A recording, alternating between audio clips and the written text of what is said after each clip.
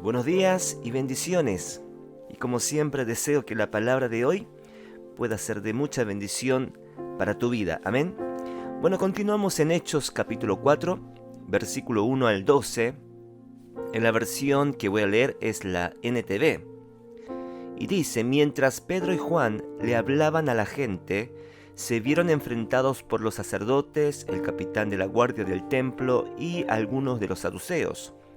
Estos líderes estaban sumamente molestos porque Pedro y Juan enseñaban a la gente que hay resurrección de los muertos por medio de Jesús. Los arrestaron y como ya era de noche, los metieron en la cárcel hasta la mañana siguiente.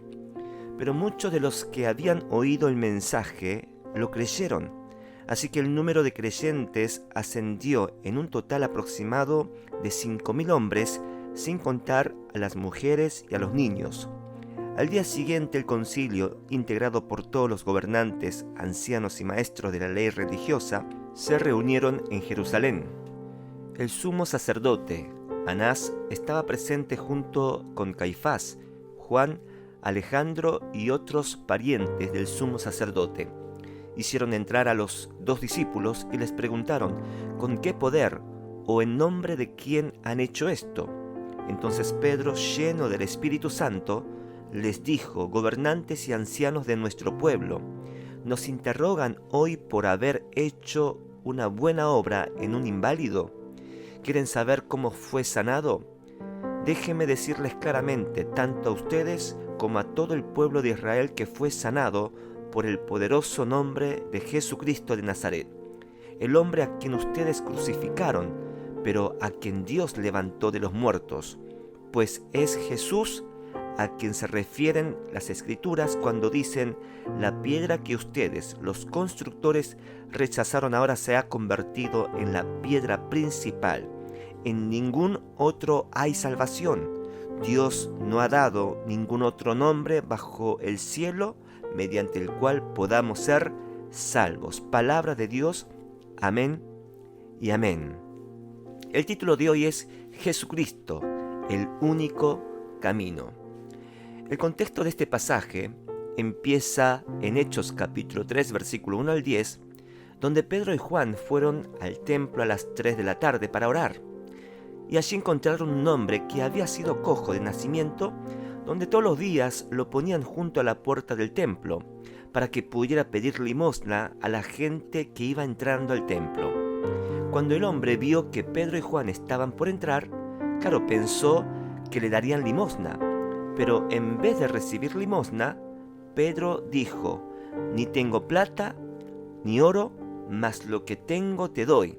En el nombre de Jesús de Nazaret, levántate y anda.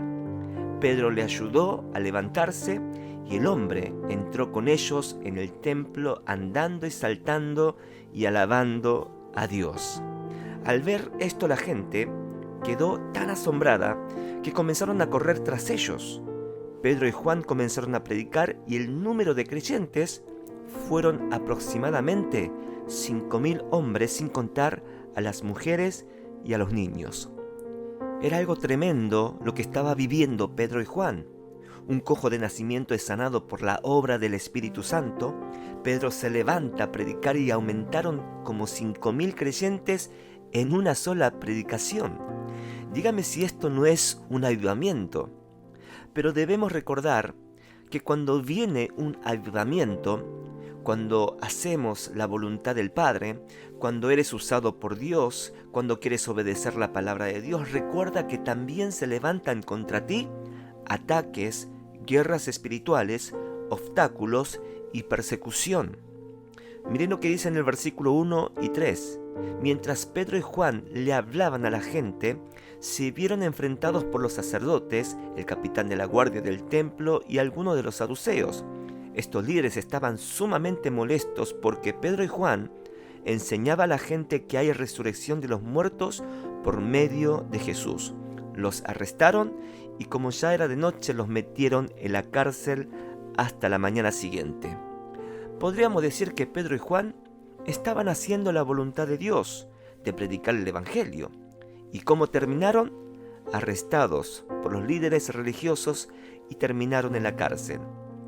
Esto nos enseña que cada vez que buscas hacer la voluntad de Dios, cada vez que deseas obedecer a Dios, como restaurar tu relación con Dios, ordenar tu vida a la luz de la palabra de Dios, restaurar tu matrimonio, tu familia, servir a Dios, no te sorprendas cuando se te sueltan contra ti ataques, oposición y persecución. Porque así como vamos a ver el mover del Espíritu Santo, vivir en la gloria de Dios, también se levantarán ataques, obstáculos, problemas en nuestras vidas para probar nuestra fe.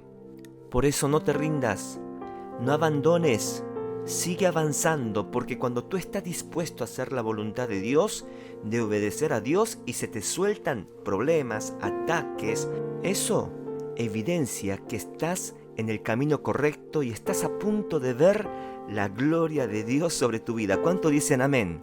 Amén. Ahora el jefe de los sacerdotes y los saduceos, todos vinieron juntos para interrogar a Pedro y Juan. Los saduceos estaban resentidos, molestos de que Pedro y Juan enseñasen que Jesús resucitó de entre los muertos. Recordemos que ellos no creían en la vida después de la muerte ni en la resurrección. Leemos el versículo 7. Hicieron entrar a los dos discípulos y le preguntaron con qué poder o en nombre de quién han hecho esto. En otras palabras, estaban preguntando quién los está respaldando lo que ustedes están haciendo, porque lo que sucedió aquí fue un gran milagro. No fue la obra del hombre, sino que fue algo sobrenatural. Pero también me hago esta pregunta, como pastor, como cristiano, a la hora de predicar, de enseñar, a la hora de ministrar, de cantar, decimos que lo hacemos en el nombre de Jesús, pero ¿estoy siendo respaldado por Dios o lo estoy haciendo con mis propias fuerzas? Ahora, ¿cómo sé que estoy siendo respaldado por Dios? Bueno, miren lo que dice en el versículo 8. Entonces Pedro, lleno del Espíritu Santo, les dijo: ¿cómo sé que estoy siendo respaldado por Dios? Siendo lleno del Espíritu Santo. ¡Aleluya! Claramente no es el Pedro que conocíamos antes, el pescador, tosco, sin letra. Ahora es una persona llena del Espíritu Santo, predicando, sanando y hablando con denuedo frente a los líderes religiosos y a los maestros de la ley. ¡Qué tremendo esto!, ¿no? Pregunto, ¿estás buscando la llenura del Espíritu Santo? ¿Buscas el respaldo de Dios en tu vida a la hora de predicar, de enseñar, de ministrar? Bueno, te animo a que busques la llenura del Espíritu Santo todos los días para que la gloria de Dios se manifieste en tu vida. ¿Cuánto dicen amén? Pedro y Juan responden a esta pregunta, versículos 9 y 10. Nos interrogan hoy por haber hecho una buena obra a un inválido. ¿Quieren saber cómo fue sanado? Bueno, déjenme decirles claramente tanto a ustedes como a todo el pueblo de Israel que fue sanado por el poderoso nombre de Jesús de Nazaret, el hombre a quien ustedes crucificaron, pero a quien Dios levantó de los muertos. ¡Gloria a Dios! Esto era algo tremendo porque los líderes religiosos pensaron que ya se había deshecho de Jesús, muerto. Ya no nos va a causar problemas, pero para sorpresa de ellos, estaba siendo otra vez motivo de polémica en medio del pueblo. Otra de las características de una persona llena del Espíritu Santo es que reconoce que es la obra de Jesús y defiende el nombre de Jesús, es decir, da testimonio de lo que Jesús hizo en su vida y en los demás. ¡Gloria a Dios! Y es esto lo que tenemos que entender, que vamos a enfrentar oposición. Vivimos en unos tiempos muy difíciles donde la gente no quiere escuchar la verdad de Cristo Jesús. No es de moda ser cristiano. Seremos rechazados, tendremos ataques, oposición y persecución, pero cuando somos llenos del Espíritu Santo y nos levantamos en el poder del nombre de Jesús y decimos con toda certeza que este Jesús, la piedra que ustedes rechazaron, ahora se ha convertido en la piedra principal. ¡Gloria a Dios! No es porque alguien te convenció que Jesús es el único Mesías, el único Salvador. Es el Espíritu Santo que te convence y que te da la certeza y la seguridad que Jesús es el camino, la verdad, la vida y la resurrección. Aleluya, gloria a Dios. Por eso, como dice Pedro, en ningún otro hay salvación. Dios no ha dado ningún otro nombre bajo en el cielo mediante el cual podamos ser salvos. Amada iglesia, ahora entendemos por qué tenemos que ser llenos del Espíritu Santo. Es que si no somos llenos del Espíritu Santo, ni nosotros mismos estamos convencidos que Jesús es el camino, la verdad, la vida y la resurrección. Por eso te animo en esta mañana a que puedas orar y que puedas buscar la llenura del Espíritu Santo, porque la única manera de poder enfrentar frente a los ataques, a las oposiciones, a las pruebas, es siendo lleno del Espíritu Santo, para que el Espíritu Santo te dé la convicción y la certeza de que no hay otra salvación si no es mediante nuestro Señor Jesucristo, quien murió por nuestros pecados, pero que Dios lo levantó de los muertos y ahora está sentado a la diestra del Padre, obrando en nuestras vidas. ¿Cuánto dicen amén? Amado Jesús, te damos gracias por tu palabra.